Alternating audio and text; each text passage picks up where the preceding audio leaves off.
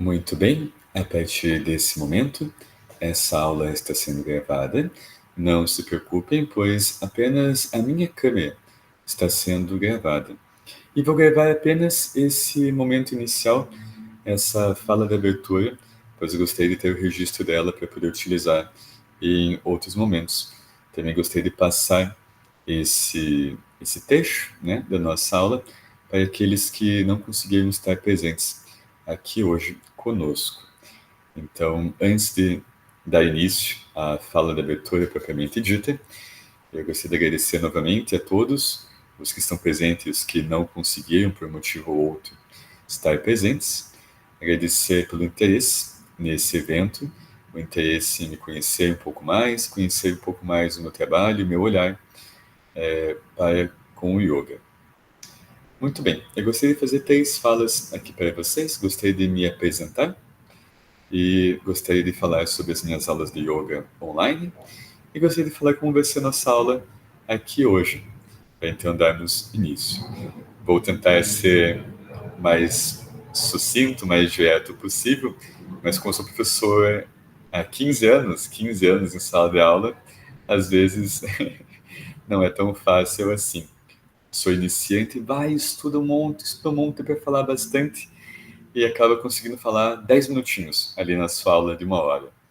Professor experiente faz um esforço enorme para ser sucinto, mas vai lá, fala 1 hora inteira e ainda queria falar mais. Muito bem, faz parte. Então, a primeira fala que eu gostaria de fazer é com relação à minha pessoa, minha trajetória, me apresentar. Sou o Rodrigo Boia, olá, sou professor de yoga e de música. A minha graduação é em música. Eu, lá atrás, busquei a música como minha primeira opção de formação, pois encontrava na arte uma profundidade, né, que sempre me despertou o interesse. Então, eu fiz música na UFPR, na Universidade Federal do Paraná. A busca por um local onde exercer, né, a música, exercer a arte, longe dos egos que são tão predominantes, né, e tão gigantes nesses meios, fez com que eu encontrasse um grupo artístico da universidade, um coral, o coro da Universidade Federal do Paraná, e lá eu pude encontrar um ambiente muito acolhedor e propício para o meu desenvolvimento artístico. Dentre as atividades que existiam nesse grupo artístico, havia aula de yoga para os cantores, para que esse trabalho corporal e respiratório pudesse beneficiar na hora da performance artística. Foi lá que eu tive meu primeiro contato com yoga, com meu primeiro professor, Brahmarshi Das, e me encantei e me encontrei no yoga. Me tornei um aluno muito assíduo e dedicado, sempre querendo mais, sempre estudando bastante. O processo ali de yoga com o Brahmarshi Das, na Federal, me ajudou a encontrar Vipassana, que é a minha tradição de meditação, que é a tradição mais séria de meditação que eu já ouvi falar. E Vipassana sempre me auxiliou, né? A seriedade que meu professor dava ao yoga e a seriedade de Vipassana sempre me auxiliaram no meu caminho do yoga. Yoga para mim sempre foi algo muito elevado e algo muito sério, nunca ocupou um outro espaço. Então a música me levou ao yoga, o yoga me levou ao Vipassana, à meditação. E eu me tornei professor de yoga após alguns anos sendo um praticante, quando meu professor deixou o cargo dele na universidade e eu acabei assumindo. Assim me tornei professor de yoga na Federal, cargo que eu ocupei por 7 anos. Foi uma época muito feliz da minha vida, foi uma época que eu tenho muitas saudades, guardo muitas lembranças positivas, e nesse contexto, né, das aulas da Federal, eu tinha as maiores aulas regulares de yoga de Curitiba. Então, em um dia de chuva, em um dia muito frio, eu tinha uma sala com 40 alunos. Num dia normal, sempre gerava em torno de 60, 70, 80 alunos. E era algo muito, muito interessante, né, como professor que tenho essa grande evolução de ensinar, me encontro muito nesse papel de professor, é muito interessante ter esse público grande e diverso. Eu senti que estava ajudando muitas pessoas dessa forma. Após essa experiência como professor na Federal, eu comecei a ter outras experiências como professor em outros locais também, associações, e também tive turmas pequenas na minha casa por um certo período, não exatamente na minha casa, mas no salão de festas do meu condomínio, por um certo período.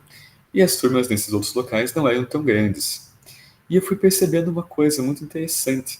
A minha experiência foi me trazendo esse entendimento de que no grupo grande eu conseguia falar para muitas pessoas, mas eu afetava mesmo, trocava com poucas. Eram mais aquelas pessoas que eram mais próximas de mim, ali que vinham falar comigo no final das aulas, né, e que conversavam comigo em redes sociais, mandavam mensagens no WhatsApp, que eu conseguia passar um ensinamento, né, um pouco mais útil, digamos assim, mais elevado, mais profundo, algo que a pessoa, útil no sentido que a pessoa ia realmente aplicar na vida dela, né?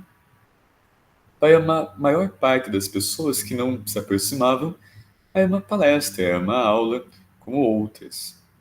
Quando eu vou tendo esses grupos menores, eu vou vendo que eu me aproximo mais das pessoas e o que eu vou passando para elas realmente vai sendo colocado mais no seu dia a dia, na sua vida.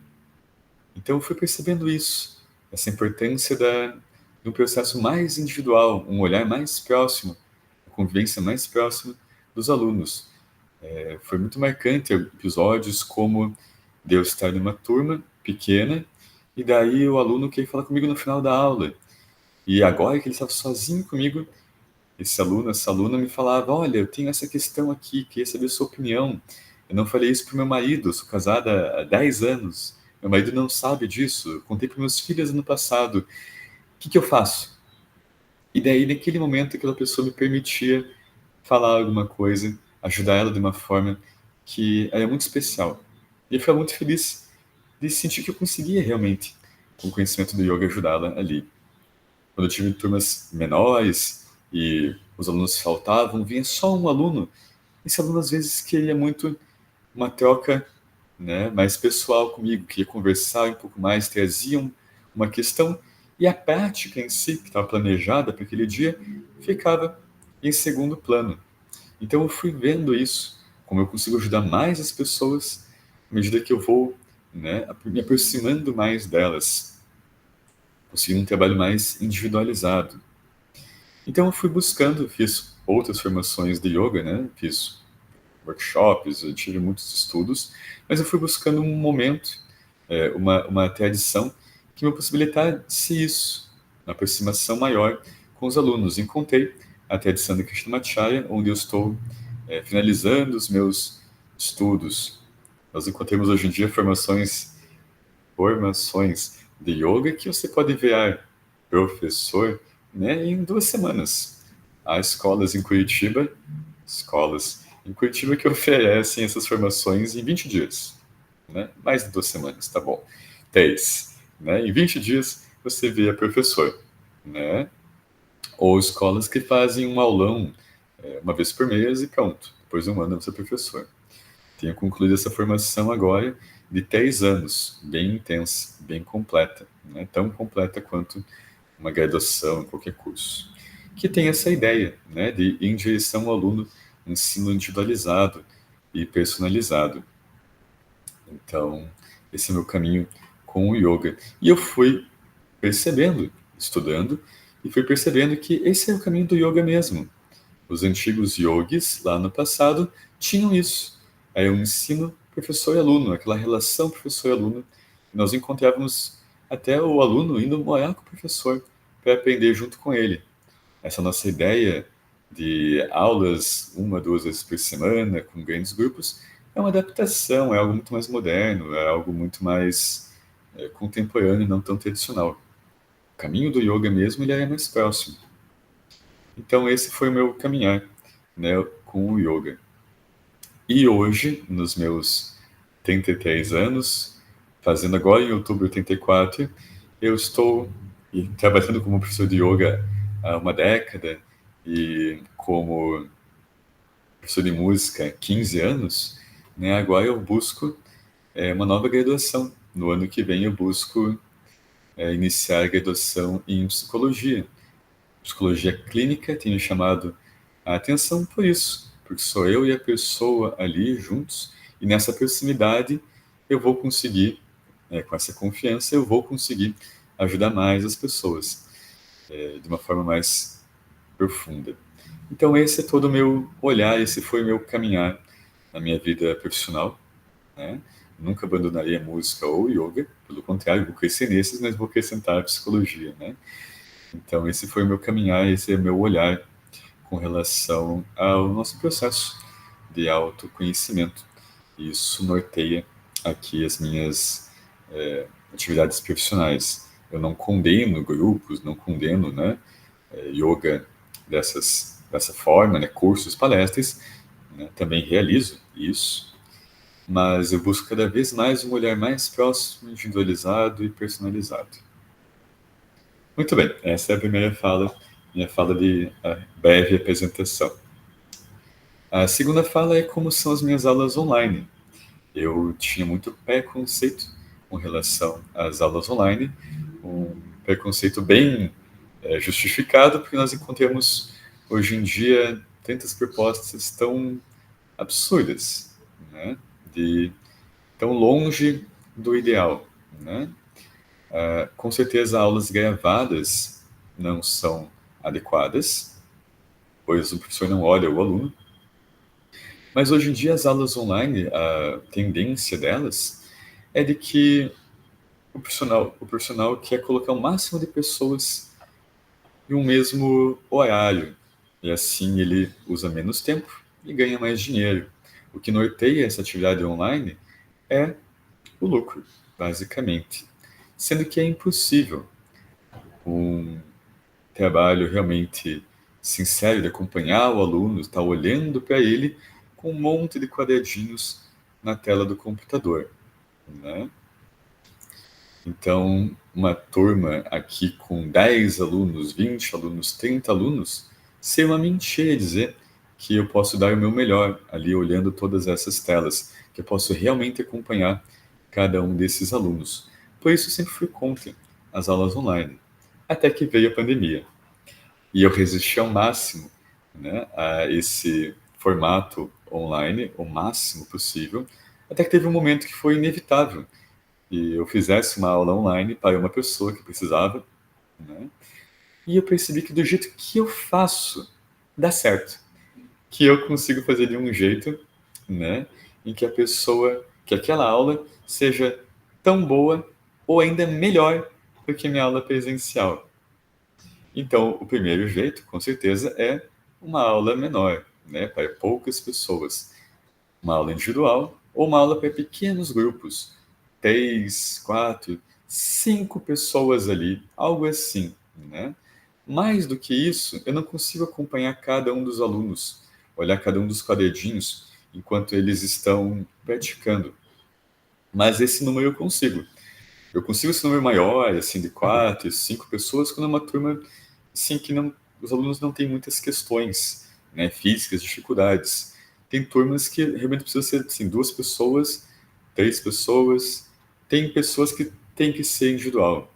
Não importa, assim, outras questões. Tem que ser só eu e aquela pessoa, que não daria certo a aula de outro jeito. Então, esse é o processo de uma aula menor, uma aula que eu possa ver o aluno o tempo todo. Deixa eu pegar aqui. Cadê? Eu estou o tempo todo controlando o horário, né?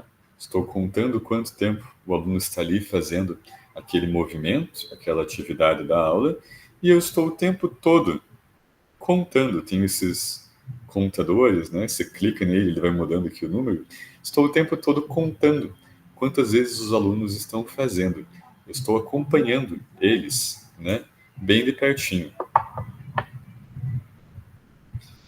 E começou aqui uma música. Deixa eu colocar um carro de som passando aqui. Deixa eu colocar o cancelamento de ruídos. Espero que isso resolva. Ok, devia ter feito isso antes, mas não tinha me atentado a isso. Então, eu estou o tempo todo olhando os alunos, acompanhando eles, cronometrando, contando e fazendo, né, ajustes.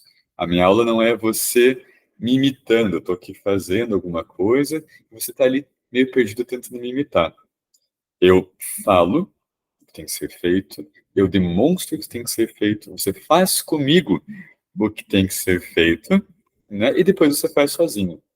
Então, depois que você teve esse processo todo de atenção, de olhar, de entender o que tem que ser feito, ter visto o exemplo, você faz perfeito.